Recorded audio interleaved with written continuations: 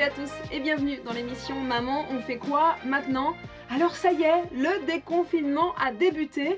Mais qui dit déconfinement, dit aussi retour possible à l'école. Alors comment on gère cette reprise, qui, il faut bien le dire, est stressante pour beaucoup de parents? Eh bien, 3 professionnels vont nous répondre et on débute avec Marion Tirtikolou. Elle est enseignante en maternelle. Alors elle nous donne des astuces bien sûr et elle nous rassure aussi. Ça a été fait dans certaines écoles, ça a été de prendre en photo les classes pour que les parents puissent les montrer aux enfants, pour se rendre compte que la classe, elle ne va pas être pareille. Alors s'il n'y a pas la photo, au moins leur dire. Leur dire que les coins jeux vont être fermés, voilà, de les préparer à tout ça, d'être assis à une chaise avec une table que pour soi. Les préparer aussi en leur disant que les maîtresses auront des masques, les ATSEM auront des masques. Et ça aussi, alors nous, on s'est pris en photo pour envoyer aux enfants pour qu'ils s'y préparent aussi, parce que forcément, ça va être différent. Et expliquer aux enfants que ce ne sera pas l'école d'avant. Il y a en moyenne 10-12 enfants qui vont revenir. Alors en maternelle, c'est même moins, mais enfin, voilà. Donc à partir de ce moment-là, on a quasiment un quart d'heure pour accueillir toutes les familles, une par une, parce qu'il y a le mètre de distance pour les faire rentrer. Ça laisse quand même le temps de prendre le temps un petit peu avec chaque famille. Et puis si la première journée, on met une demi-heure à faire l'accueil ou 3 quarts d'heure, et ben on mettra une demi-heure ou 3 quarts d'heure. L'important, c'est que les enfants reviennent, parce qu'ils reviendront, et qu'ils reviennent avec le sourire et l'envie.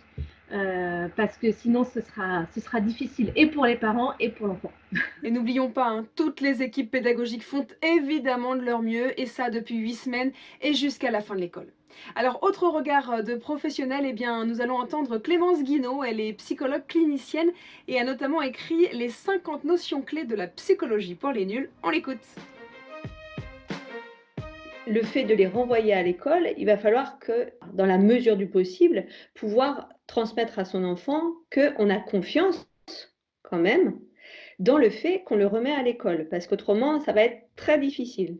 Donc effectivement, les parents, ils peuvent bien sûr parler avec leur enfant de comment eux, en tant que parents, ils imaginent cette rentrée, mais bien sûr demander à l'enfant comment lui, il imagine que ça va être. On peut préparer avec les enfants un petit kit, le kit du déconfinement, quoi. Je sais pas comment on va l'appeler ça, mais ça peut être de préparer dans leur sac une bouteille d'eau pour que ça soit leur bouteille d'eau, pour pas qu'il y ait de contact. Bon, on peut leur mettre un masque, on peut mettre une petite bouteille de gel. Bon, tout ça, l'enfant peut l'avoir dans son sac. Ça peut le rassurer et ça peut rassurer son parent. Si on est dans une angoisse, une anxiété, l'enfant, il va pas vouloir nous quitter. Il va avoir trop peur pour nous. C'est pour ça que c'est vraiment important, soit de pouvoir nommer, nous, notre anxiété, de pouvoir dire: «Moi, ça, je suis inquiète, je suis fatiguée, voilà», bon, enfin, toujours de nommer nos émotions pour que l'enfant, lui, il s'apaise parce que les enfants, à chaque fois, ils se disent: «Si, mon parent est comme ça, c'est de ma faute». Et vraiment, encore une fois, de faire confiance aux enfants, de faire confiance au personnel pédagogique. Et pour faire confiance et se faire confiance, eh bien, il existe une méthode appelée l'ancrage. C'est en tout cas ce que nous propose Anne-Sophie Bouébec. Elle est relaxologue, énergéticienne et moodmoser. Exercice pratique, regardez. Alors, à quoi ça sert de s'ancrer? Eh bien, justement, d'éviter de partir du mauvais pied tous les matins et d'être bien dans son axe, de pouvoir prendre des décisions. Dans un premier temps, vous imaginez que vous avez donc des énergies qui sont au-dessus de vous, des énergies invisibles comme une bulle. Et donc, vous imaginez que vous prenez cette bulle invisible au-dessus de vous avec vos crochets dedans et vous ramenez cette énergie jusque-là, en soufflant.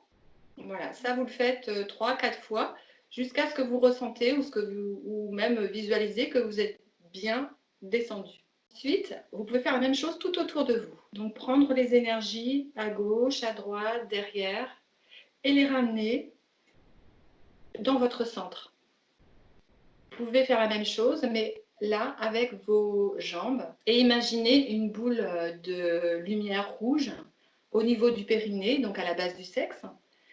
Et cette boule de lumière rouge, elle va partir dans les deux jambes en même temps, se prolonger sur les cuisses, traverser les pieds, toucher la terre et s'enfoncer dans la terre.